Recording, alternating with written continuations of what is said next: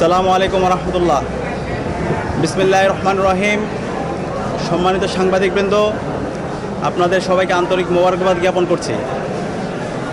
ডাকসু নির্বাচনে জয় অথবা পরাজয়ের কিছু নেই। ডাকসু নির্বাচনের মাধ্যমে জুলাইয়ের প্রজন্ম বিজয়ী হয়েছে। ডাকসু নির্বাচনের মাধ্যমে ঢাকা বিশ্ববিদ্যালয়ের শিক্ষার্থীরা বিজয়ী হয়েছে এবং ডাকসু নির্বাচনের মাধ্যমে জুলাইয়ের আকাঙ্ক্ষা বিজয় হয়েছে, শহীদদের আকাঙ্ক্ষা বিজয় হয়েছে। সে কারণে আমরা শুরুতেই শ্রদ্ধার সাথে স্মরণ করছি জুলাই বিপ্লবের সকল শহীদদের, যাদের মাধ্যমে আজকে আমরা ফ্যাসিবাদমুক্ত বাংলাদেশ পেয়েছি এবং আজকে আমরা প্রতিটি ক্যাম্পাসে ক্যাম্পাসে গণতান্ত্রিক পরিবেশ পেয়েছি।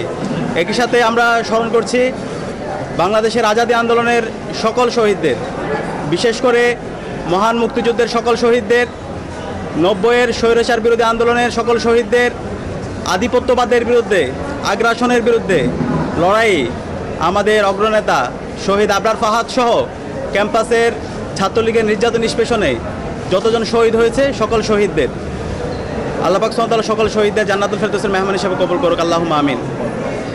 প্রিয় উপস্থিতি, ডাকসু নির্বাচনের মাধ্যমে ঢাকা বিশ্ববিদ্যালয়ের শিক্ষার্থীরা আমাদের উপর নেতৃত্বের আমানত রেখেছে।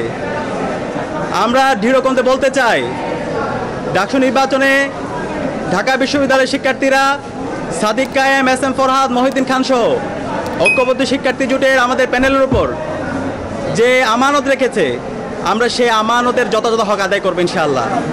আমরা কথা দিচ্ছি, আমাদের শিক্ষার্থীদের যে স্বপ্নের ক্যাম্পাস, সেই স্বপ্নের ক্যাম্পাস বিনির্মাণ না হওয়ার আগ পর্যন্ত আমরা থামব না।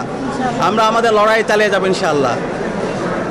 আমি ডাকসুর ভিপি হিসাবে আপনাদেরকে আমি পরিচয় দিতে চাই না। ঢাকা বিশ্ববিদ্যালয়ের শিক্ষার্থীদের কাছে আমি ডাকসুর ভিপি হিসাবে পরিচয় দিতে চাই না।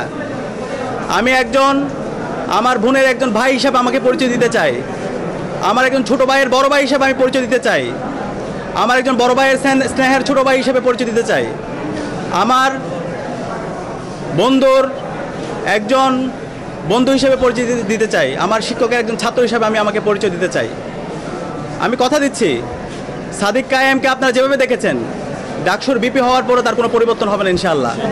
শিক্ষার্থীদের যে কোনো সমস্যা, ব্যক্তিগত সমস্যা, পারিবারিক সমস্যা, ক্যাম্পাসের বাইরে যে কোনো সমস্যায় তার পরিবার যেভাবে পাশে থাকে, আমরা ইনশাআল্লাহ কথা দিচ্ছি ঢাকা বিশ্ববিদ্যালয়ের প্রতি শিক্ষার্থীর পাশে আমরা আমাদের সবটুকু দিয়ে পাশে থাকবো ইনশাআল্লাহ।